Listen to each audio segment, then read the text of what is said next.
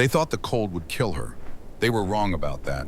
Wrong about everything. Lysandra Thornfield was on her knees in the snow when the truth first whispered through her mind. Not loudly, not dramatically, just a small, persistent voice that said, "You are not dying, not yet, not like this." The temperature had dropped to 35 degrees below zero. The wind screamed through the pines like a living thing, I've got you. hungry Stay and with vicious. me. Ice crystals here. hung Don't let suspended go. in the Never. air, We're almost glittering there. like broken glass under the pale light of a moon she could barely see through the blizzard. Her fingers were blue. Her lips were cracked and bleeding. She could no longer feel her feet, but somewhere deep in her chest, beneath the ribs that ached with every shallow breath, something was fighting.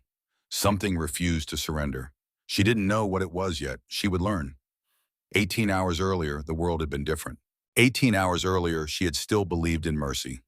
The office of Alpha Aldrin Frostborn smelled like cedar and old coffee, the kind of smell that should have been comforting, familiar. But on that November morning, the 14th day of the month, it smelled like a funeral. Lisa stood in the center of the room, not sitting. They hadn't offered her a chair. Her hands were folded in front of her, fingers laced together so tightly the knuckles had gone white. She was a small woman, delicate, some said, fragile, 24 years old with honey brown hair that fell in waves past her shoulders and eyes the color of amber in firelight. She had never been beautiful in the way that turned heads, but she had been loved once. She thought she had been loved. Garrett Ashridge stood near the window, her husband, her mate of 3 years. He was tall, broad-shouldered, with the kind of strong jaw and steady hands that made him look dependable, trustworthy. He wore a flannel shirt, the blue one she had given him for his birthday 2 years ago. The sleeves were rolled up to his elbows. His arms were crossed over his chest. He was looking at the floor. Alpha Aldrin sat behind his desk. 55 years old, silver-haired, with the kind of face that had seen too many hard winters and not enough kindness. His eyes were the flat gray of storm clouds. He held a manila folder in his hands. Medical records, test results. 3 years of failure documented in clinical language. The calendar on the wall behind him showed a lake in summer. Blue water, green trees, sunlight on gentle waves. It was a cruel joke. Outside, the frost was already thick enough to crack the branches of the pines. Aldrin cleared his throat. The sound was like gravel shifting. "Lysandra," he said, not unkindly. That made it worse somehow. "We've run the tests 3 times. Dr. Brennan confirmed it again this morning." Lisa swallowed. Her throat was dry. "There must be a mistake," she said. Her voice was barely above a whisper. "Omegas aren't barren. It's biology. It's rare. It has to be stress. We've been trying, but maybe we just need more time." Garrett's jaw tightened. She could see the muscle working beneath the skin. "It's been 3 years, Lisa," he said. Flat, emotionless, like he was reading from a script. 3 years of trying, 3 years of the pack waiting for an heir to the beta line. "I can work harder," Lisa said. She turned to Aldrin, desperate now. "I organize the supply lines.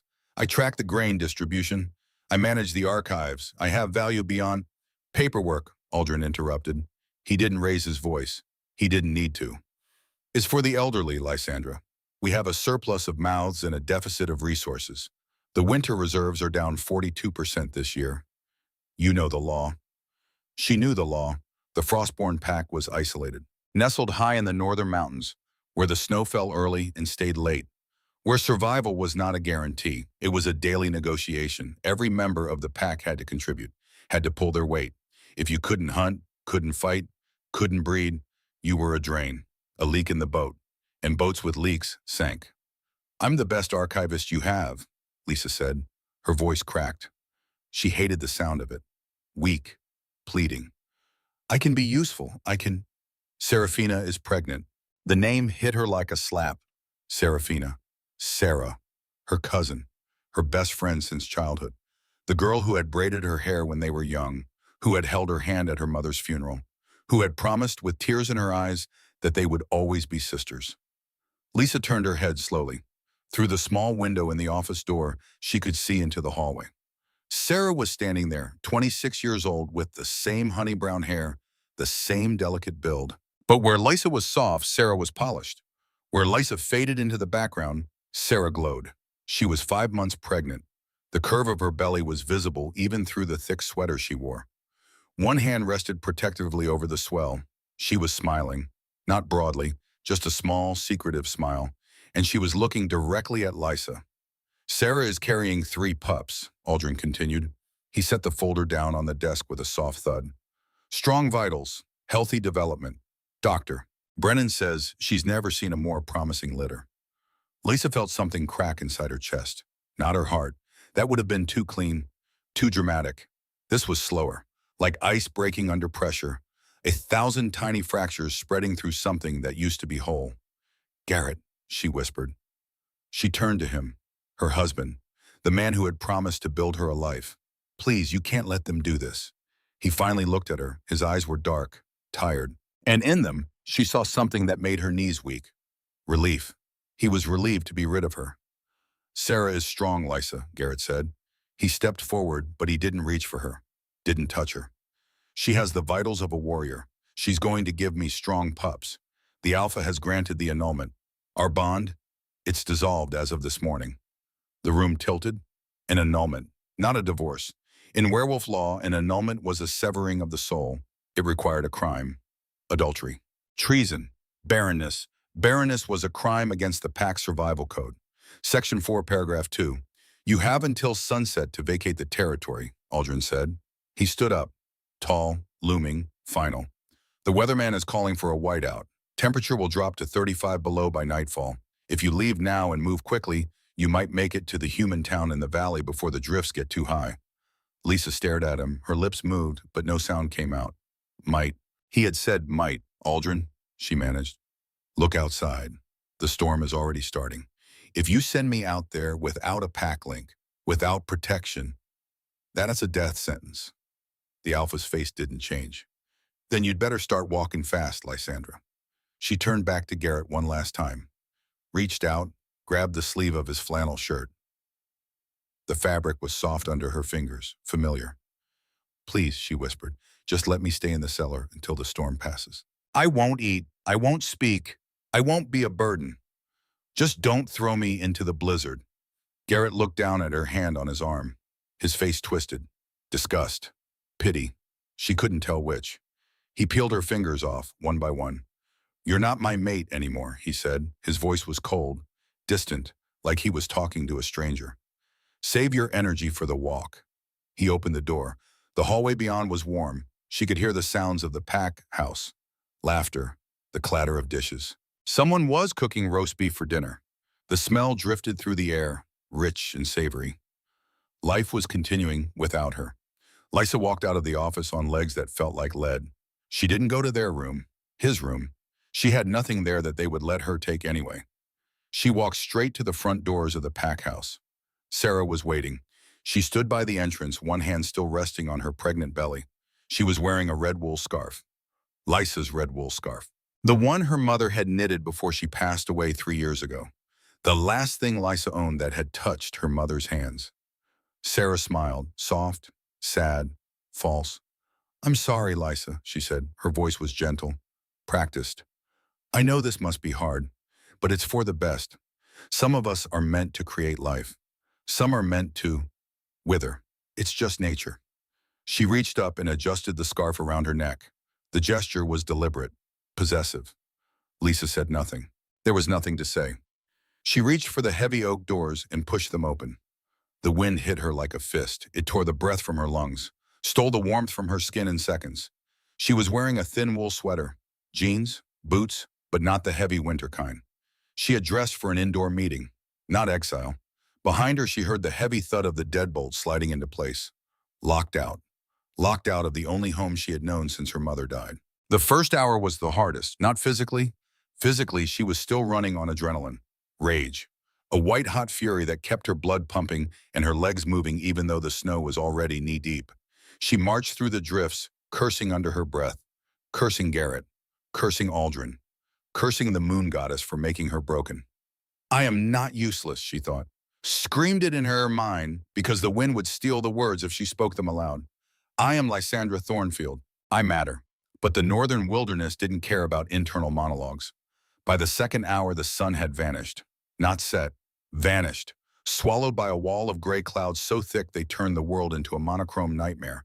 The temperature plummeted. Her jeans froze stiff against her legs, scraping her skin raw with every step. Her fingers were numb. She couldn't feel her nose. She tried to shift. It was the only way to survive this. If she could turn into her wolf, the thick fur would protect her. The animal instincts would guide her to shelter. She dropped to her hands and knees in the snow, closed her eyes, reached deep inside herself for the wolf that should have been there. Please, she begged. Please, just this once, come out. Nothing, just a hollow silence where her wolf should have been. Her wolf had been dormant for years. Silent. Dr. Brennan had said it was a symptom of the barrenness, a defect in her biology. She was essentially human in a world of monsters. Fragile, soft, weak. By the third hour, the hallucinations started. The snow swirling around her began to take shapes, faces. She saw her mother standing by a pine tree, holding a mug of hot cocoa, steam rising into the frozen air. "Come here, Lisa," her mother called. Her voice was warm, loving. "It's safe by the fire." Lisa stumbled toward the tree, reached out with frozen hands. But when she got close, there was nothing. Just bark and ice. She fell face first into a drift. Getting up took 10 seconds, then 20, then a full minute. Her muscles were failing.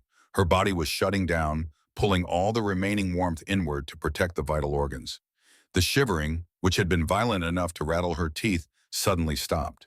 That was the bad sign, the sign that the body was giving up, surrendering. She found a depression beneath the roots of a massive spruce tree. The ancient trunk had created a small pocket of shelter from the wind. It wasn't much, but it was something. Lisa curled into a ball, tucked her knees to her chest, wrapped her arms around herself. So this is it, she thought. Her mind was moving sluggishly now, thoughts thick and slow like syrup. Garrett is probably eating roast beef right now. Sarah is wearing my scarf. She wasn't angry anymore. She was just tired. So incredibly tired. She closed her eyes. The darkness was warm, inviting. Then she heard it, not the wind, something deeper, a vibration that traveled through the frozen ground beneath her cheek. Thump, thump, thump, heavy paws, many of them. "Sector 4 is clear," a voice growled. Deep, rough, like gravel grinding together. "Wait," another voice said. This one was different, commanding, sharp. "I smell something, vanilla and despair." Lisa tried to open her eyes, but her lashes were frozen together. She let out a small whimper, a tiny sound that shouldn't have been audible over the howling wind. But he heard it. The crunching of snow came closer. Fast, urgent. She felt a massive presence block the wind. The biting cold vanished, replaced by a radiating heat so intense it felt like standing near a furnace. "She's alive," the commanding voice said. "Barely. Her heartbeat is thready." "Leave her, Alpha," the first voice urged. "She's a stray, probably an exile from Frostborn. If we take her, we risk a border dispute with Aldrin. It's not worth the trouble." Silence, then a growl, low, terrifying, possessive. "So, I don't care about Aldrin," the commanding voice said. "Look at her. She's been out here for hours without a coat, without shifting, and her heart is still beating. That's not a stray, that's a survivor." Hot hands touched her face.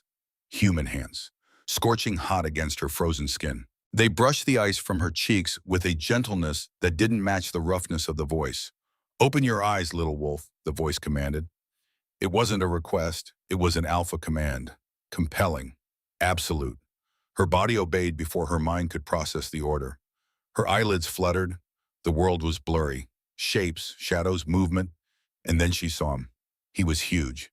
Even kneeling in the snow, he towered over her, broad shoulders, a face carved from stone, dark hair plastered to his forehead with melting snow. And eyes, God, his eyes, glacier blue. So pale they were almost white. They glowed faintly in the darkness. He wasn't wearing a parka, just a black tactical shirt. Steam was rising off his shoulders. "Who?" Lisa croaked. Her voice was barely a rasp. "I am Cassian," he said, "of the Ravenshade Dominion." The name cut through her delirium like a knife. The Ravenshade Dominion, the kings of the north, the pack that made other packs kneel. Ruled by the Alpha King, a man rumored to have no heart, only ice in his chest. "You're the king," she whispered. "And you are freezing to death," Cassian said. He didn't wait for permission. Didn't ask if she wanted help. He simply scooped her up into his arms like she weighed nothing at all, pulled her against his chest. The contact was electric, not metaphorically, literally. A jolt of energy snapped through her frozen veins, a spark that made her gasp, made her heart stutter and then pound harder than it had in hours. Cassian froze. His entire body went rigid. He looked down at her, those glacier eyes widening in shock. He felt it too. Alpha, the other man said. His voice was nervous now, uncertain. What is it? Cassian stared at Lysa. Really stared. Like he was seeing something he couldn't quite believe. He leaned down, inhaling deeply near the curve of her neck. His expression shifted. Pity melted into something else. Something intense. Predatory. Bewildered.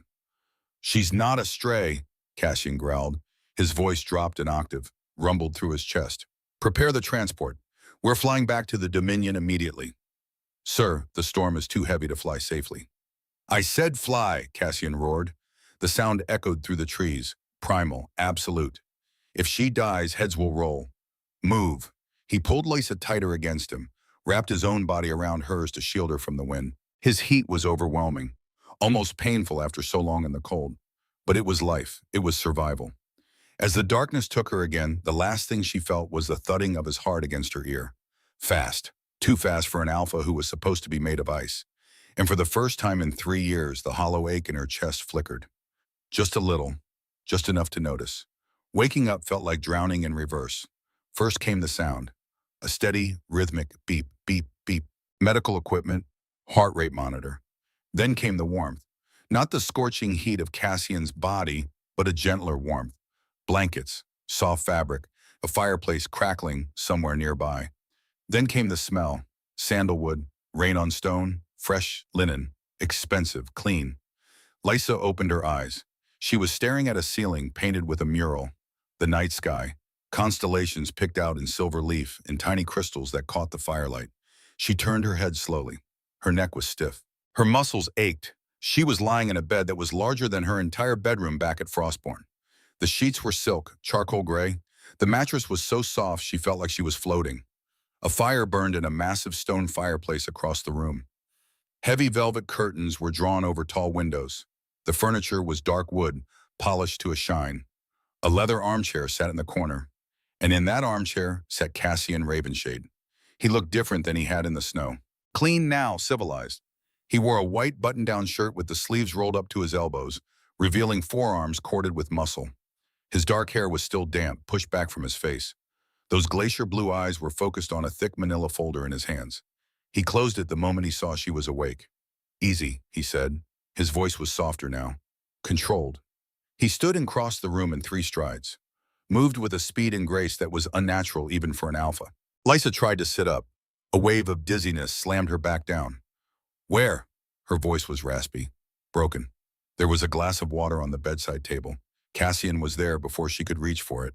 He held the glass to her lips with one hand, supporting the back of her head with the other. His palm was warm, solid. Drink, he ordered. Gently, she drank. The water was cool and sweet. It soothed her raw throat. You're in the Ravenshade Dominion, Cassian said. He set the glass down carefully. In the east wing of the castle. My private quarters. Lysa choked on nothing. Your private quarters? She rasped. Wait, Cassian leaned against the bedside table, crossed his arms, studied her with those unsettling pale eyes. Because when I found you, your core temperature was 84 degrees, he said. You should have been dead. Dr. Blackthorne worked on you for 6 hours. But every time they tried to move you to the medical wing, your vitals dropped. When I stayed near you, they stabilized. He paused. Let that sink in. Do you know why that is, Lysandra Thornfield? She froze. He knew her name, her full name. How do you— I know everything, Cassian said. He picked up the folder from the table, tapped it with one long finger. I know you were mated to Garrett Ashridge of the Frostbourne Pack. I know you were annulled yesterday morning under Section 4 of their survival code. I know the reason cited was barrenness. Shame flooded through her, hot, prickly. She looked down at the silk sheets. So you know I'm defective, she whispered. Why save me? I'm useless to a king. Cassian let out a short, sharp laugh. It wasn't mocking. It was incredulous. Defective, he repeated. He moved closer, sat on the edge of the bed. The mattress dipped under his weight. Lysandra, look at me. She didn't want to, but his alpha aura pushed against her mind, demanding, compelling. She looked up. Do you know what happened when I picked you up in the snow? He asked quietly. I felt a spark. A spark. Cassian shook his head. I felt a thunder crack. And when I brought you here, Dr. Blackthorne ran a full medical panel, not the basic garbage they do at Frostbourne, a deep genomic analysis. He reached out and took her hand. His thumb traced the veins in her wrist. The touch sent electricity skittering up her arm. "You aren't Barren, Lysandra," he said. His voice was intense, certain. "You never were." Her heart skipped a beat. "What? But 3 years, no pups." The tests were manipulated, Cassian said. His voice turned dark, dangerous. "Or they were looking for the wrong thing. You see, you have a rare blood marker. It's called the lunar blessing. It's ancient. It means your body rejects standard pregnancies because your biology is waiting." "Waiting for what?" Cassian's eyes flared with gold, the sign of his wolf surfacing. "For your true mate." The words hung in the air, heavy, impossible. Lisa pulled her hand away, shook her head. No, I was married. I loved Garrett. If I had a true mate, I would have known." "Would you?" Cassian asked. "Or were you so convinced you were broken that you never questioned why your wolf went silent? Why you couldn't shift? Why you felt hollow inside?" She stared at him. Her mind was racing, spinning. "My wolf isn't silent," she whispered. "She's dead. The doctors said—" "The doctors were wrong," Cassian interrupted. He stood up, paced to the window, pulled back the curtain to reveal a sprawling city of glass and steel nestled in the mountains. His kingdom. "Your wolf isn't dead, Lysandra. She's in hibernation, preserving her energy." "Why would she do that?" He turned back to her. His face was hard, cold fury carved into every line. "Because she was being poisoned." The room tilted. "Poisoned?" Lisa's voice cracked. "That's impossible. Who would poison me?" "That," Cassian said, "is what we are going to find out." He walked back to the bed, sat down again. Closer this time. "My spies are already en route to Frostbourne," he said. "But there is something else you need to know." He reached for her hand again. This time she didn't pull away. "The lunar blessing bloodline is compatible with only one other bloodline," he said. His glacier eyes locked onto hers. "The royal line." Lisa's breath caught. "You weren't getting pregnant with Garrett because your body knew he wasn't your match," Cassian continued. "Your biology was waiting for the right partner." "Who?" she whispered, but she already knew. Felt it in the way her heart raced when he was near, in the electric spark that had passed between them. Cassian leaned in, close enough that she could see flecks of silver in his pale eyes, could smell cedar and rain, and something uniquely him. "Me," he said. "You are my mate, Lysandra." The recovery was not a gentle fade-out into sleep and soft music. It was a brutal, agonizing week of withdrawal, Doctor. Matthias Blackthorne was a small man with wire-rimmed glasses and hands that smelled of antiseptic and herbs. He looked more like a librarian than a werewolf healer. But when he walked into the room 3 days after Lysa woke, the look on his face was primal fury. Cassian was there, of course. He hadn't left. He had moved his entire office into the bedroom, running the Northern Territory from a laptop while sitting 6 feet away from her bed. He claimed it was for security. But every time she whimpered in her sleep, he was at her bedside in a heartbeat. "Tell us," Cassian commanded. His voice was low, controlled, but his knuckles were white where they gripped the armrest of his chair. Dr. Blackthorne placed a plastic bag on the bed. Inside was a small tin canister. The label was handwritten in elegant script. "Fertility blend. For Lysa, with love." Lysa recognized it immediately. Her chest went tight. "Where did you get that?" she asked. Her voice trembled. "One of my field agents retrieved it from your quarters in Frostbourne," Cassian said. He didn't look at her. His eyes were fixed on the canister like it was a snake. "Before the sanitation crews came through." "It's mostly chamomile and raspberry leaf," Dr. Blackthorne said. His voice was tight, professional, barely containing rage. "But the leaves were soaked in a solution before being dried.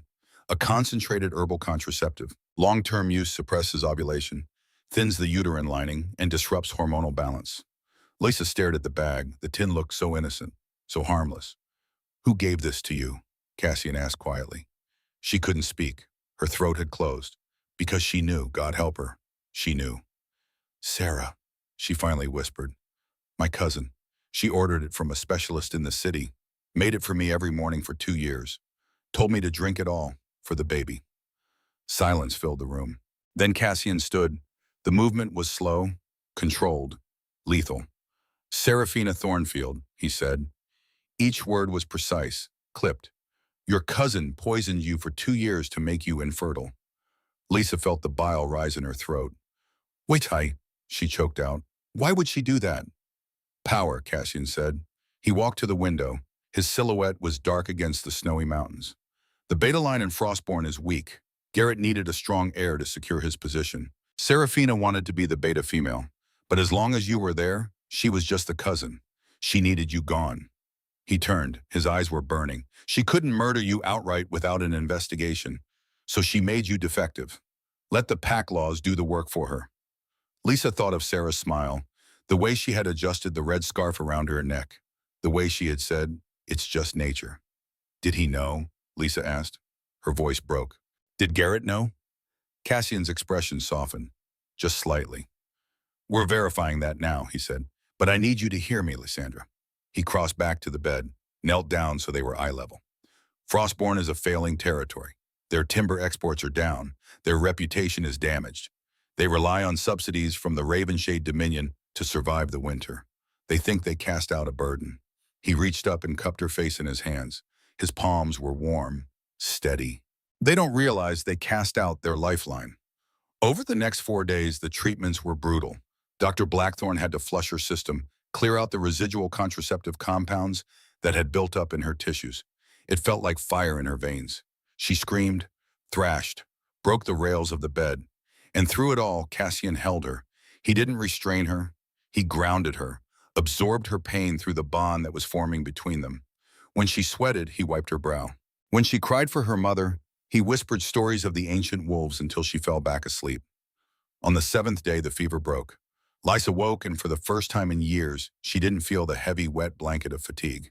She felt light, electric, alive. She sat up. The movement was fluid, easy. She looked at her hands. The pale, sickly tone was gone. Her skin was flushed, healthy. Her fingernails looked stronger. And inside her chest, the hollow silence was gone. Finally, a voice growled in her head. Deep, feminine, ancient. I thought we were going to sleep forever. Lisa gasped. Tears spilled down her cheeks. Her wolf, she was back. Cassian stirred in the chair. His eyes opened, focused on her immediately. Lisa? She looked at him, really looked at him. And for the first time, she understood what the spark had meant, what the thundercrack had been. She's here, Lisa whispered. My wolf, she's back. Cassian's face transformed. The cold, controlled mask shattered. What remained was raw relief. Joy. He stood, crossed to the bed, sat on the edge. The contraceptive is gone, he said softly. You're healing. I feel, she searched for the word, different. You look different, Cassian said. He reached out and tucked a strand of hair behind her ear. Stronger. She met his eyes, those impossible glacier blue eyes. You saved my life, she said. No, Cassian corrected. His thumb brushed her cheekbone.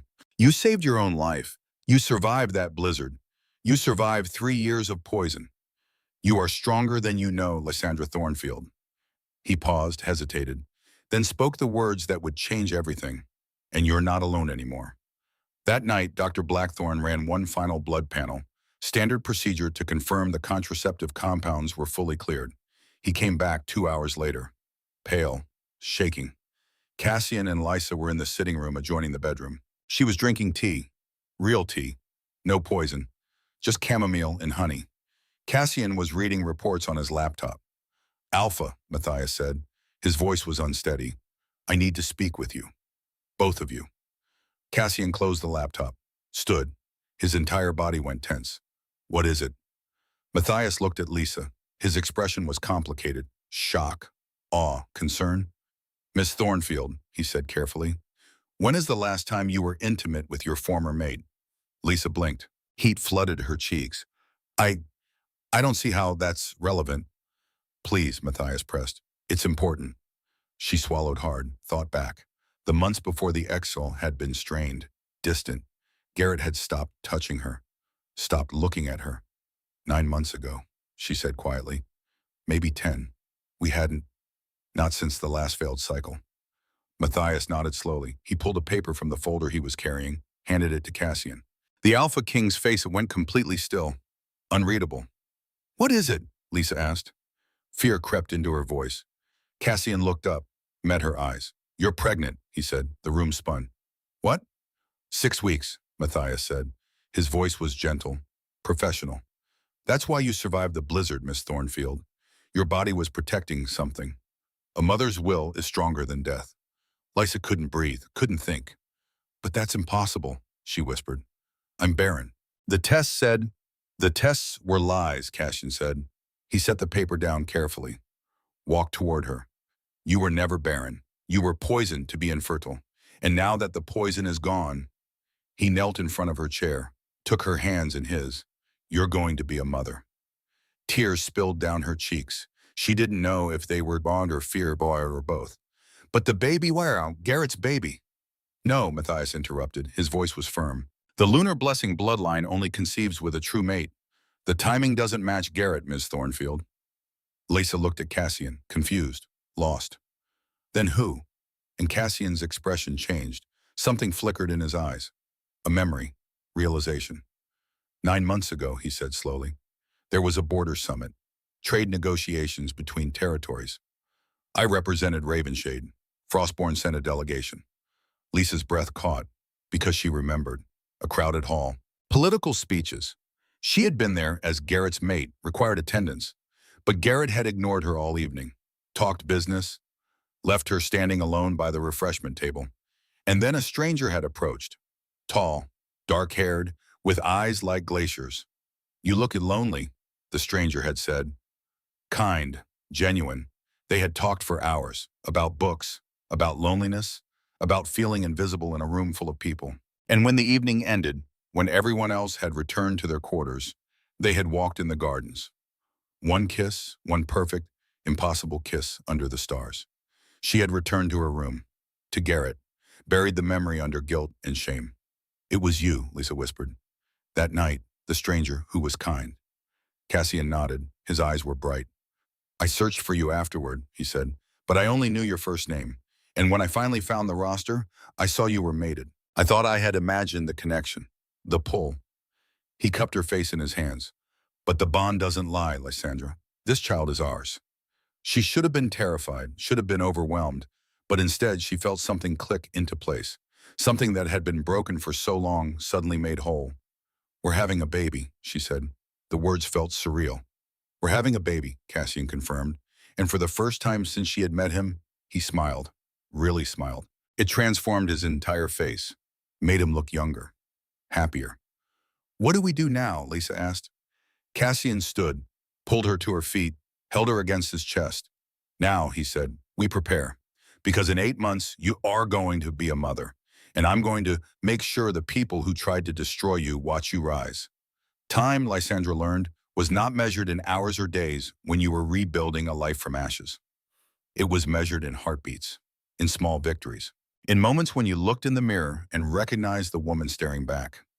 February came soft and cold to the Ravenshade Dominion. The snow that had tried to kill her in November now fell gentle outside the castle windows. Pretty, almost peaceful. She watched it sometimes, marveling at how something so deadly could look so beautiful when you were safe and warm. The library became her sanctuary. It was massive. 3 stories of floor-to-ceiling shelves carved from dark wood that smelled of vanilla and old paper. Ladders on brass rails. Windows that stretched from floor to ceiling, letting in pale winter light. Cassian had given her access to everything. Ancient pack histories, medical texts, literature, poetry. Use it however you want, he had said on the first day she was strong enough to leave the bedroom. This is your home now, Lysandra, not a prison. She had started organizing. Not because anyone asked her to, but because it was what she knew how to do, what she was good at. The archives had been maintained well, but not perfectly. She found gaps, inconsistencies, books misfiled or damaged by time. She fixed them, cataloging as she worked, bringing order to the beautiful chaos. It gave her purpose, gave her something to do with her hands, while her body did the incredible work of growing a child. At 10 weeks, she barely showed, just a slight roundness to her lower abdomen that could have been mistaken for weight gain. But she felt it, felt the changes happening inside her, the subtle shifts, the way her sense of smell had sharpened, the way certain foods that she used to love now made her nauseous. Dr. Blackthorne monitored her closely, weekly checkups, blood panels, ultrasounds. Strong heartbeat, he would say, adjusting the wand on her belly, growing perfectly. And Cassian would be there, always there, standing beside the examination table with his arms crossed, watching the screen like it held the secrets of the universe. "That's our daughter," he would say afterward, his voice filled with wonder. Lisa didn't ask how he knew it was a girl. Alpha sometimes just knew. Instinct, biology, magic. Whatever it was, she believed him. The castle staff treated her with cautious respect. Not as a prisoner, not as a guest. Something in between. They called her Miss Thornfield, brought her meals, asked if she needed anything, but they kept their distance. She understood. She was carrying the Alpha King's child, but she wasn't his mate, not officially, not publicly. She was a complication, a question mark in the hierarchy. Only Cassian treated her like she belonged. He visited the library every afternoon, like clockwork. 3 o'clock, he would arrive with 2 cups of tea, herbal for her, black for him, and settle into the leather chair by the window. At first, they didn't talk much. He would read reports, she would catalog books, comfortable silence. But slowly, gradually, the silence filled with words. "What are you reading?" he asked one day in late February. Snow was falling outside, thick flakes that stuck to the windows. Lisa looked up from the ancient tome spread across her lap. "A history of the Northern Pax, pre-Alliance era. It's fascinating. Did you know that the territories used to be matriarchal? Female alphas ruled most of the major packs until the—" She stopped, realized she was rambling. "Sorry, I'm boring you." "You're not," Cassian said. He set down his tablet, leaned forward. "Tell me more." So she did. She told him about the lunar queens, about pack structures built around maternal lines, about how the shift to patriarchal rule had happened gradually, over centuries, as resources became scarce and physical strength was valued over wisdom. Cassian listened, really listened, asked questions, challenged her interpretations in ways that made her think harder, dig deeper. It became their routine. 3 o'clock tea, conversations that started with books and wandered into philosophy, politics, life. "Why did you never remarry?" Lisa asked one day in early March. She was 12 weeks along now. The morning sickness had finally eased. She felt more like herself. Cassian was quiet for a long moment, his glacier eyes fixed on the snow beyond the window. "I did marry," he said finally. "Once. Her name was Elena. She died in childbirth 5 years ago. The baby didn't survive either." Lisa's heart clenched. "I'm so sorry." "It broke something in me," Cassian continued. His voice was distant, careful, like he was picking his way through a minefield of old pain. "The council wanted me to remarry immediately, produce an heir, secure the line. But I couldn't. I told myself it was grief, that I needed time." He looked at her then, really looked at her. "But the truth was, I was terrified. Terrified of bonding with someone and losing them again. So I waited, made excuses, turned down every candidate they presented. 47 women over 10 years. 47, Lisa repeated. She couldn't imagine, couldn't fathom that kind of pressure. "And then I met you at that summit," Cassian said. "One conversation in a garden, one kiss. And I knew you were different, that what I felt was real." He paused. "I searched for you afterward. But when I found out you were mated, I thought I had lost you before I ever really had you." Lisa reached across the space between them, took his hand, his fingers closed around hers, warm, strong. "You didn't lose me," she said softly. "I'm here." "You are," Cassian agreed. His thumb traced circles on the back of her hand. "And I am grateful for that every single day."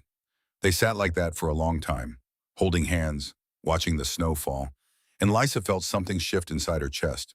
Not the baby, something else. Something that felt dangerously close to hope. By April, the snow had begun to retreat. The gardens around the castle came alive with early spring flowers. Crocuses, snowdrops, delicate purple blooms that pushed through the last patches of ice. Lisa was 4 months pregnant, showing now, undeniably, visibly pregnant. Her sweaters had gotten tight. Dr. Blackthorne had ordered maternity clothes, which arrived in beautiful packages tied with silk ribbons. She stood in front of the mirror in her room, wearing one of the new dresses, soft gray fabric that draped over her growing belly. She looked different, not just physically. There was color in her cheeks, light in her eyes. She looked alive. "You're beautiful." She turned. Cassian stood in the doorway. He had a key to her suite, but he always knocked, always waited for permission. Even now, months later, he respected her boundaries. "I look like I swallowed a melon," Lisa said, but she was smiling. You look like a mother, Cassian corrected. He crossed the room, stopped in front of her. May I? She nodded. He placed his hand on her belly, gentle, reverent. The baby kicked. A strong, definite thump against his palm. Cassian's eyes widened, his face transformed. Pure joy.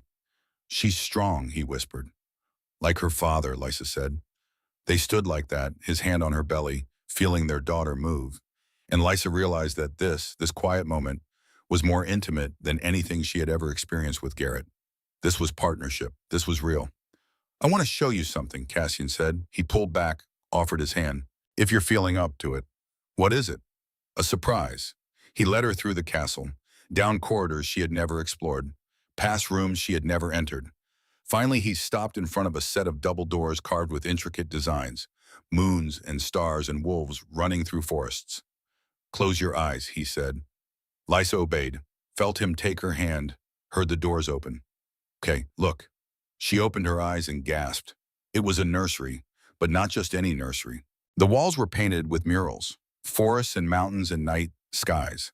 A mobile hung from the ceiling, stars and moons carved from crystal that caught the light and scattered rainbows across the room. There was a crib made of dark wood, a rocking chair by the window, shelves already stocked with books. Cassian, she breathed. This is too much, he asked. He sounded uncertain, vulnerable. I know we haven't talked about what happens after she's born, where you'll live, what you'll want, but I hoped. Lysa turned and kissed him. It wasn't planned, wasn't thought through. She just reached up, grabbed the front of his shirt, and pulled him down to her level. The kiss was soft, sweet, and when she pulled back, Cassian was staring at her with those glacier eyes full of wonder. It's perfect, she said. Thank you. He cupped her face in his hands, rested his forehead against hers. I know you're still healing, he said quietly. I know you're not ready for more, and I won't push, but I need you to know I'm not going anywhere, Lysandra. I'm here, for you, for her, for as long as you'll have me. And Lysa realized, standing in that beautiful nursery with this man who had saved her life and asked for nothing in return, that she was falling in love. Not the desperate, clinging love she had felt for Garrett, not the love born of loneliness and fear. This was different. This was a love built on respect, on partnership, on quiet moments and shared dreams. This was real. May arrived warm and bright. The castle gardens exploded into color. Roses and peonies and flowering trees that filled the air with sweetness. Lysa was 5 months pregnant. Her belly had rounded significantly. She moved slower now, more carefully. The baby was active, kicking and rolling at all hours. She was in the library cataloging a new shipment of medical texts when Dr. Blackthorne appeared in the doorway. His face was pale, serious. Ms. Thornfield, he said, I need you to come with me. The Alpha has requested your presence in his office. Fear spiked through her. Is something wrong? The baby is fine, Matthias assured her. This is about something else. Cassian's office was on the top floor of the castle. Floor-to-ceiling windows overlooked the mountains. His desk was massive, dark wood, maps and reports spread across the surface. He stood when she entered. His expression was carefully neutral. Sit, he said, gestured to the chair across from his desk. Lysa sat, her heart was pounding. What's wrong? Cassian exchanged a look with Dr. Blackthorne. Then he picked up a folder from his desk, set it in front of her. We ran a DNA test, he said, on the baby, standard procedure for royal pregnancies, to confirm bloodline, health markers, genetic compatibility.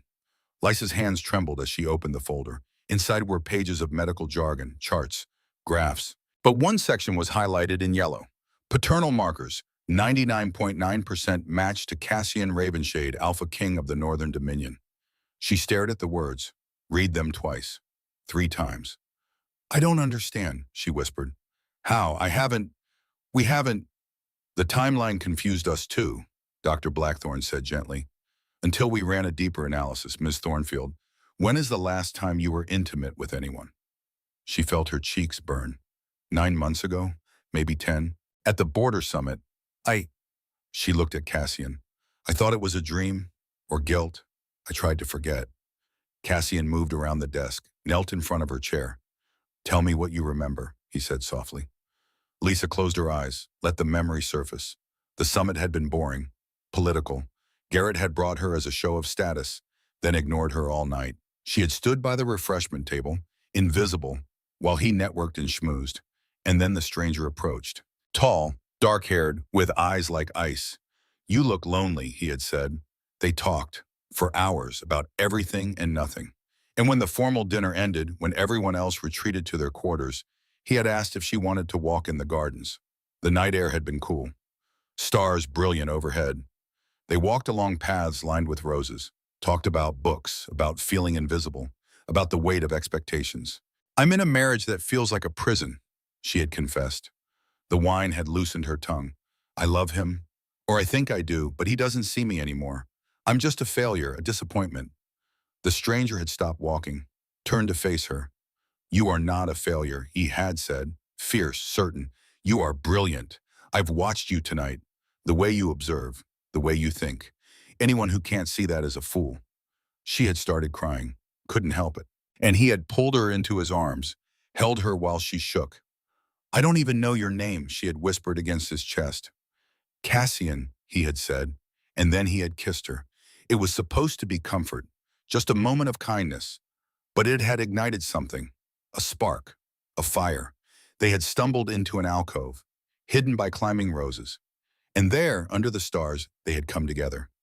Desperate, tender, perfect. Afterwards, she had panicked, fled back to her room, crawled into bed beside Garrett, who hadn't even noticed she was gone. She had buried the memory, convinced herself it was wrong, a mistake. But her body had remembered, her biology had known. "It was you," Lysa said now, opening her eyes. Cassian was still kneeling in front of her. "That night, in the gardens. It was you." "It was me," Cassian confirmed. "I searched for you afterward. Spent weeks trying to find the woman from Frostborn Pack with amber eyes and honey hair. But when I finally identified you from the delegation roster, I saw you were mated. I thought," he swallowed hard, "I thought I had ruined your marriage, crossed a line I couldn't uncross. So I stayed away." Tears spilled down Lisa's cheeks. "I tried to forget," she whispered. "I thought I was being disloyal. But I couldn't stop thinking about you, about how you made me feel seen." Cassian reached up, wiped her tears with his thumb. "The lunar blessing doesn't lie, Doctor," Blackthorn said quietly from where he stood by the door. "Your biology recognized him as your true mate. That's why the pregnancy took. That's why your body waited all those years with Garrett." Lysa looked at the DNA report again, at the proof in black and white. "We're really having a baby," she said. "Together." "We're really having a baby," Cassian confirmed. His voice was thick with emotion. "A daughter, ours." He stood, pulled her gently to her feet, and wrapped his arms around her, held her close, careful of her belly, and Lysa felt the last piece of her broken heart click into place. June brought heat. The mountains shimmered in the distance. The gardens buzzed with bees and butterflies. Lysa was 6 months pregnant now. Her belly was round and firm. The baby moved constantly, kicking and stretching. She was in the nursery, folding tiny clothes, when Cassian appeared in the doorway. "We have a visitor," he said. His voice was tight, controlled. Lisa looked up. "Who?" "Garrett Ashridge." The world tilted. "What?" "He's at the front gate," Cassian said, "asking for an audience. I can send him away. You don't have to see him." Lisa set down the tiny onesie she was holding. Her hands were shaking. "No," she said quietly. "I'll see him." Cassian's jaw tightened. "Are you sure?" "I need to," Lysa said. "I need closure." They met in one of the castle's formal sitting rooms, neutral territory. Cassian insisted on being present, standing by the window like a sentinel. Dr. Blackthorn was there too. Witness? Protection. Garrett looked terrible. He had lost weight. Dark circles shadowed his eyes. His clothes were rumpled. He looked like a man who hadn't slept in weeks. When he saw Lysa, saw her belly, he stopped in the doorway, stared. "Lysa," he breathed. "You're pregnant," she finished. She sat in a high-backed chair, hands resting on her belly, calm, centered. 6 months. Garrett's face went white. He did the math, realized. "It's not mine." "No," Lysa said simply. "It's not." He stumbled to a chair, sat heavily. "I came to apologize," he said, his voice cracked. "I came to tell you I was wrong, that I should have fought for you, should have questioned the tests, should have protected you." "Why now?" Lysa asked. No anger, just curiosity. Garrett pulled a crumpled piece of paper from his pocket, smoothed it on his knee. I found this in Sarah's things, he said, a receipt from an herbalist in the city for contraceptive compounds dated 2 years ago. He looked up. His eyes were red. I confronted her. She broke down, confessed everything, the tea, the manipulation, Aldrin's involvement, all of it. Lisa felt Cassian tense behind her, felt the rage radiating off him in waves. "And?" she asked quietly. "And she's sick," Garrett said. "The pregnancy, it's not going well. Complications. The healers say it's karma, that her body is rejecting the pups because they were conceived in betrayal." He laughed, bitter, broken. "I thought I was doing the right thing. Thought I was choosing strength, security, but I was just choosing cruelty." "Yes," Lisa said, "you were." Garrett flinched. "I don't expect forgiveness," he continued.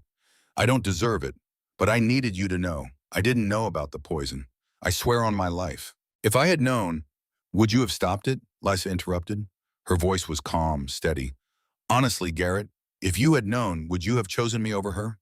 Silence. The answer was in his eyes, in the way he looked down, ashamed. "I don't know," he admitted. Lisa nodded. "At least you're honest." She stood, smoothed her hands over her dress. "Thank you for coming," she said, "for telling me. But I can't give you absolution, Garrett. I'm not that person anymore." "I know," he said. I wanted you to know I was sorry, that I see it now, what I threw away." He stood too, looked at Cassian. "Take care of her," he said. "She deserves someone who will." "I intend to," Cassian said. His voice was ice. Garrett nodded, turned to leave. But at the door, he paused. "For what it's worth," he said, looking back at Lisa, "I'm glad you survived. I'm glad you found someone who sees what I was too blind to see." Then he was gone. Lisa stood very still, processing, breathing. Then she felt Cassian's arms around her, holding her up. "Are you all right?" he asked softly. "Yes," she said, and she meant it. "I'm free." That night, Lisa couldn't sleep. She stood on the balcony of her suite, wrapped in a shawl, watching the stars. The door opened behind her. Cassian. He always seemed to know when she needed him. "Couldn't sleep?" he asked. "Too much thinking," she admitted. He came to stand beside her, leaned against the railing. The moonlight turned his dark hair silver. "What are you thinking about?" Lisa was quiet for a long moment. Then she placed her hand on her belly, felt the baby move. "I was thinking about her," she said, "about what kind of world she's going to grow up in, what kind of mother I'm going to be." "You're going to be an amazing mother," Cassian said. "How do you know?" "Because you're already protecting her, already thinking about her future, already putting her first." Lisa looked at him. This man who had saved her, sheltered her, asked for nothing in return. "Cassian," she said, "I need to tell you something." He turned to face her, patient, waiting. "I'm falling in love with you," she said. The words came out in a rush, and it terrifies me, because the last time I loved someone, they destroyed me. But when I'm with you, I feel safe, I feel seen, and I don't know what to do with that. Cassian reached out, took her hand. "You don't have to do anything," he said gently. "Love isn't a debt, Lysandra. It's not something you owe me. Whatever you feel, whatever you need, I'm here." "What if I'm not ready?" she whispered. "What if I'm too broken?" "Then we take our time," Cassian said. "We build slowly. And when you're ready, if you're ever ready, I'll be waiting." Lisa felt tears slip down her cheeks, but they weren't sad tears. They were relief. Release. "Ask me," she said. "Ask you what?" "Ask me to be yours. Officially. Publicly. Ask me to be your mate." Cassian's eyes widened. "Lisa, I know it's fast," she interrupted. "I know I'm still healing, but I don't want to hide anymore. I don't want our daughter to grow up wondering if she was a mistake. I want her to know she was wanted, chosen, loved." She placed her hand over his heart, felt it pounding. "Ask me," she repeated. Cassian took both her hands, knelt down on one knee on the balcony. "Lysandra Thornfield," he said. His voice was rough with emotion. "Will you be my mate, my partner, my queen? Will you help me build a kingdom where our daughter can grow up safe and loved? Where you can be free?" Lisa pulled him to his feet, cupped his face in her hands. "Yes," she said. "To all of it, yes." He kissed her then, deep and slow and perfect. And when the baby kicked between them, they both laughed through their tears. "She approves," Cassian said. "Then it's settled," Lisa replied. They stood on the balcony, holding each other, making plans. They would announce it publicly at the Midsummer Assembly, the annual gathering where all the northern packs came together. Frostborn would be there. Sarah, Aldrin, all of them would see that she hadn't just survived. She had thrived. Are you scared? Cassian asked as they finally headed back inside. Terrified, Lysa admitted, but also ready, because she wasn't the woman they had thrown into the blizzard anymore. She was stronger now, whole, healed. She was going to be a mother, a queen, a survivor, and she was going to make damn sure they all knew it. July arrived in a blaze of heat and golden light, the kind of summer that made the mountains shimmer in the distance like something out of a dream. Wildflowers carpeted the meadows in waves of purple and yellow. The air smelled of pine and honeysuckle and possibility. Lysandra stood in front of the mirror in her chambers, staring at a woman she barely recognized. 8 months pregnant. Her belly was enormous now, stretched tight over the life growing inside her. The baby, their daughter, was active and strong, kicking and rolling with an energy that sometimes took Lysa's breath away. She placed her hand over a particularly vigorous movement and felt a tiny foot press back against her palm. "Good morning to you too, little one," she whispered. The dress Cassian had commissioned for her was a masterpiece. Flowing silk in a deep midnight blue that made her amber eyes look like molten gold. The fabric draped over her belly in elegant folds, celebrating rather than hiding her pregnancy. Silver thread had been embroidered along the neckline and sleeves in patterns that mimicked constellations. Around her neck hung her mother's necklace, a simple pendant of moonstones set in silver. It had been recovered from her old quarters in Frostborn by one of Cassian's agents. Returned to her with a note that simply said, "This belongs to you." She touched it now, felt the cool stone against her fingertips. "I wish you were here, Mama," she said softly to her reflection. "I wish you could meet her, your granddaughter." A knock at the door. "Come in," Lisa called. Cassian entered. He was dressed in formal attire, black suit tailored perfectly to his broad shoulders, silver accents that caught the light. His dark hair was swept back from his face, revealing those striking glacier blue eyes that still made her heart skip. But it was the expression on his face that made her breath catch. Wonder. Pure, unfiltered wonder. "You look like a queen," he said. "I look like a woman who swallowed a watermelon," Lysa replied. But she was smiling. Cassian crossed the room, took her hands in his. "You look like my mate," he corrected. "Like the mother of my child. Like the strongest person I've ever known." He leaned down and kissed her, soft, tender, then placed both hands on her belly. "Are you ready for this?" he asked. The Midsummer Assembly, the annual gathering where all the northern packs came together to discuss territory, trade, politics. It was the biggest event of the year. Hundreds of wolves, dozens of alphas. And today, for the first time in 5 years, Cassian would present his mate, and Frostborn would be there. Lysa took a deep breath, let it out slowly. "I'm ready," she said. The grand hall of the Ravenshade Dominion was a monument to power. Vaulted ceilings that soared 50 feet high, massive windows that let in floods of golden afternoon light. The walls were dark stone, hung with banners representing every pack in the Northern Alliance. Black and silver dominated, but splashes of color marked the visiting delegations.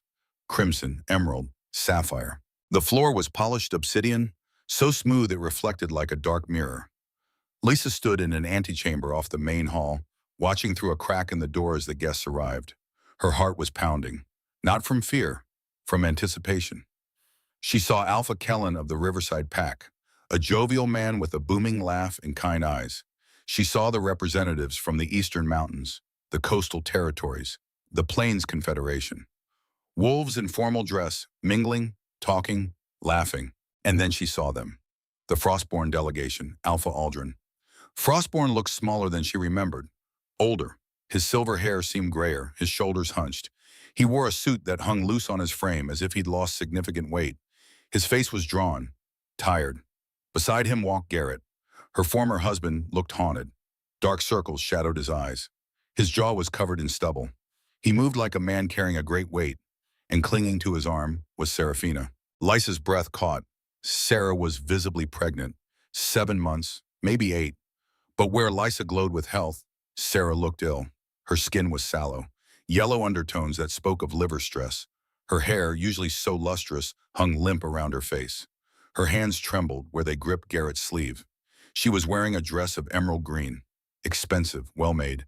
But even the fine fabric couldn't hide how sick she looked, and around her neck was the red wool scarf. Lysa's mother's scarf. The sight of it sent a bolt of cold fury through Lysa's chest, but it was different from the rage she'd felt months ago. This was colder, more controlled. This was the anger of a woman who had survived and learned to wield her pain like a weapon. "It's time," Cassian said beside her. He offered his arm. "Are you ready?" Lisa took one last look at the Frostborn delegation, at the people who had cast her out to die. Then she turned to Cassian and placed her hand on his arm. "Let's remind them what a mistake looks like," she said. The music stopped the moment Cassian entered the hall. Every conversation died. Every head turned. The assembly had been waiting for this. The Alpha King had called this gathering specifically to make an announcement. Speculation had been running wild for weeks. Cassian walked to the center of the hall, alone. His presence commanded the space. Every eye was on him. "Welcome," he said. His voice carried effortlessly through the vast room. "Thank you all for attending the Midsummer Assembly. We have much to discuss. Territory agreements, trade routes, the upcoming harvest." He paused. Let the anticipation build. "But first, I have an announcement, a personal one." Murmurs rippled through the crowd. Lysa watched from the shadows of the antechamber, saw the way people leaned forward, eager, curious. In the Frostborn delegation, Aldrin stood rigid. Garrett's face had gone pale. Sarah swayed slightly, steadied by Garrett's hand. "For 5 years," Cassian continued, "I have ruled alone. The council has pressured me to remarry, to produce an heir, to secure the royal line. I resisted. I made excuses. I waited."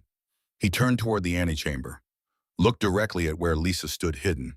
"I waited because I was searching for something rare, something precious, a mate worthy of standing beside me. A woman of strength, intelligence, and courage. A woman who could survive what would destroy most people and emerge not broken but forged into something stronger." He extended his hand. "Come, my love." Lisa stepped out of the shadows. The collective gasp was audible, like the entire hall had inhaled at once. She walked forward slowly, not because she was nervous, but because she wanted them to see, wanted them to take in every detail. The elegant dress, the healthy glow, the enormous, unmistakable swell of her pregnant belly. Whispers erupted, shocked, confused, disbelieving. But from the Frostborn delegation, there was only silence. Stunned, horrified silence. Lysa reached Cassian, took his hand, let him pull her close. "I present to you," Cassian announced, his voice ringing with pride and power, "Lysandra Ravenshade, my true mate, the mother of my child, and your new queen." The hall erupted, some in applause, others in shocked exclamation. But the loudest sound came from Frostborn. "No," Sarah whispered, but in the acoustics of the hall the word carried. "That's impossible. She's dead." Lisa turned, met her cousin's eyes across the distance. "Hello, Serafina," she said. Her voice was calm, clear. "I'm very much alive." Sarah's face crumpled. She grabbed Garrett's arm, her nails digging into the fabric of his sleeve. "It's a ghost," she hissed. "She's haunting us." "She's not a ghost," Garrett said. His voice was hollow. He stared at Lisa like a man seeing his worst mistake given flesh and blood and consequence. "She's real." Aldrin stepped forward. His face was red, fury and fear warring in his expression. "This is an outrage," he said. "That woman was cast out legally under pack law. She was barren, defective. The Frostborn pack exercised our right to murder her," Cassian interrupted. His voice was ice, absolute zero. The temperature in the room seemed to drop. "You cast out a pregnant woman into a blizzard at 35 below. You sentenced her to death." "She wasn't pregnant when we," Aldrin started. "She was 6 weeks pregnant," Cassian said. Each word was precise, sharp as a blade. "But you wouldn't have known that, because your pack healer was too incompetent, or too corrupt, to run a proper test." He stepped forward, power radiated off him in waves. Every wolf in the room felt it, the absolute authority of an alpha who would not be challenged. "But that's not the worst of it, is it, Aldrin?" Cassian continued. "Shall we discuss why Lysandra appeared to be infertile? Shall we talk about the herbal contraceptives that were given to her daily for 2 years? Shall we discuss who paid for them?" The color drained from Aldrin's face. Around the hall, shocked murmurs grew louder. Alphas and delegates began to understand, began to piece together the implications. "I have evidence," Cassian said. He gestured to Dr. Blackthorne, who stepped forward, carrying a folder. Medical reports, receipts, testimony from the herbalist who sold the compounds, and written orders. He opened the folder, held up a piece of paper. Signed by you, Alpha Frostborn. This is slander, Aldrin snarled, but his voice shook. This is justice, Cassian corrected. Lisa stepped forward. All eyes turned to her. She placed her hand on her belly, felt her daughter move beneath her palm. I stood in your office 8 months ago, she said. Her voice was steady, strong. You called me barren, useless, a drain on the pack. You sent me into a blizzard to die. She looked at Sarah. Her cousin had tears streaming down her face. And you, Lisa continued, you poisoned me for 2 years. You fed me herbal contraceptives disguised as fertility treatments. You smiled while you destroyed my body's ability to conceive. All so you could take my husband, take my place. I didn't mean to hurt you, Sarah sobbed. I just wanted what I had, Lisa finished. My husband, my home, my life. She took a breath, let the hall sit in silence for a moment. But here's what you didn't understand, she said. You didn't destroy me. You freed me, because I wasn't barren. I was just waiting for the right man. She looked at Cassian, felt the bond between them pulse with warmth and certainty. And now I'm going to be a mother, a queen. Everything you tried to take from me, I have found again. But better, stronger, real. The hall was silent. Every person watching, witnessing. The question now, Cassian said, is what justice looks like. He turned to face the assembled alphas. I call for a tribunal. Under the laws of the Northern Alliance, I charge Alpha Aldrin Frostborn with attempted murder, conspiracy, in violation of pack law. I charge Seraphina Thornfield with poisoning, conspiracy, and attempted murder. And what a Garrett Ashridge, one of the other alphas called. He was the mate, the husband. All eyes turned to Garrett. He stood very still, pale, silent. Garrett came to me 6 weeks ago, Lisa said. He confessed that he didn't know about the poison, that he had been manipulated, used. She paused. Let that sink in. I believe him. Gasps rippled through the crowd. Even Cassian looked surprised. He made terrible choices, Lisa continued. He was weak when I needed him to be strong. He abandoned me when I needed him most. But he was also a victim of Aldrin and Seraphina's schemes. She looked at Garrett, saw the shock and gratitude and shame in his eyes. I don't forgive him, she said clearly, but I don't seek his destruction either. Cassian studied her for a long moment, then nodded. Very well, he said, Garrett Ashridge will be stripped of his beta rank. He will serve the remainder of his life as an omega in labor service, but he will live. Garrett's knees buckled. He caught himself on a nearby chair, lowered his head. Thank you, he whispered. The tribunal convened immediately. The evidence was presented. Dr. Blackthorne testified about the contraceptive compounds. The herbalist was brought forward via video testimony. Written orders were examined. Medical records reviewed. It took 3 hours. 3 hours of testimony and evidence and legal arguments. Lisa sat in a chair on the raised platform, Cassian beside her. Her back ached, her feet were swollen. The baby was kicking hard, upset by the stress and commotion. But she didn't leave. She needed to see this through. Finally, the Council of Alphas reached a verdict. Alpha Aldrin Frostborn, the head counselor, announced, you are found guilty of conspiracy to commit murder, manipulation of medical records, and abuse of Alpha authority. You are hereby stripped of your title. The Frostborn Pact territory is absorbed into the Ravenshade Dominion. You will be exiled to the Barren Wastes, where you will live out your remaining days alone. Aldrin's face went white, then red. He opened his mouth to protest, but 2 guards had already stepped forward to escort him from the hall. Seraphina Thornfield, the counselor continued, you are found guilty of poisoning, conspiracy, and attempted murder. However, due to your pregnancy, execution is stayed. Sarah looked up. Hope flickered in her eyes. You will be held in the medical wing under guard until you give birth, the counselor said. Your child will be removed from your custody immediately upon birth and placed with an honorable family who will raise them with love and integrity. You will then be exiled to the Southern Sanctuary, where you will spend the remainder of your life in isolation. No, Sarah screamed. No, you can't take my baby. Please, please, I'm sorry. Lisa, please. She tried to run forward, but Garrett caught her, held her back even as she sobbed and fought. The child is innocent, Cassian said, his voice firm. They will be protected, loved.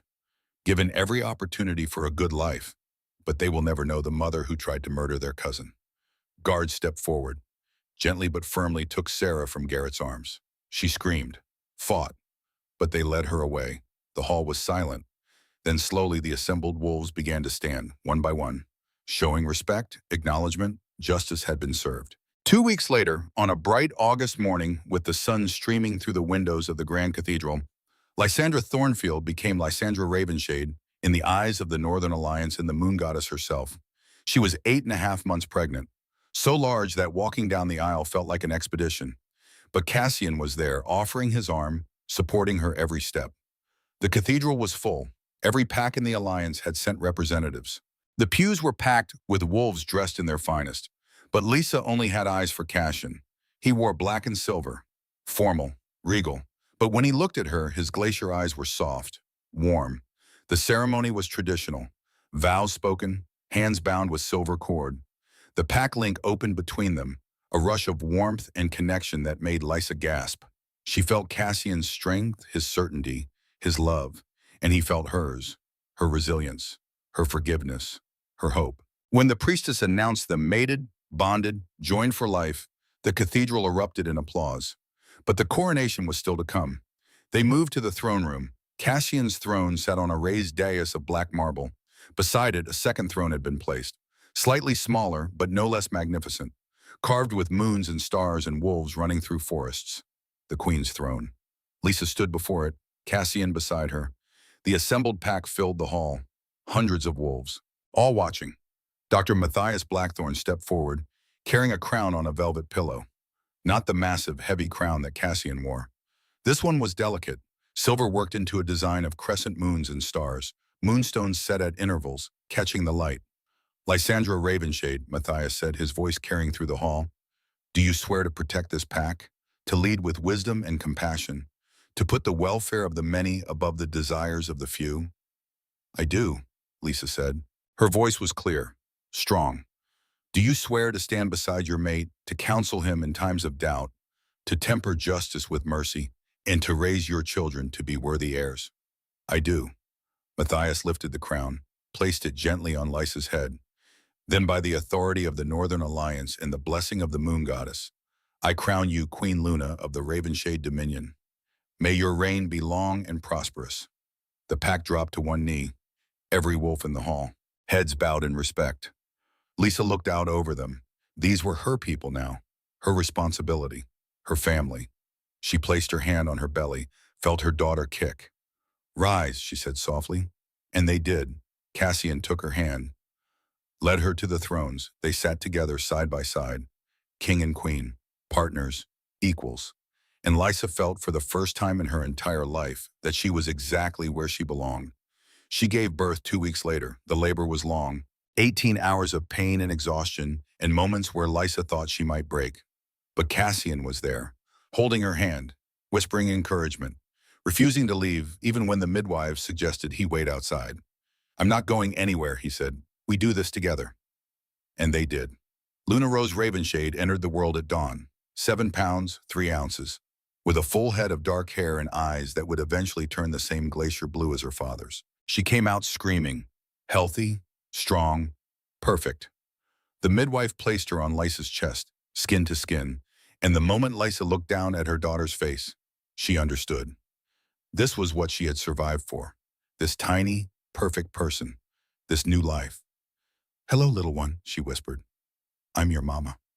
Rose stopped crying, opened her eyes, looked up at Lysa with an expression of pure wonder. And Cassian, standing beside the bed, had tears streaming down his face. She's perfect, he said. She's absolutely perfect.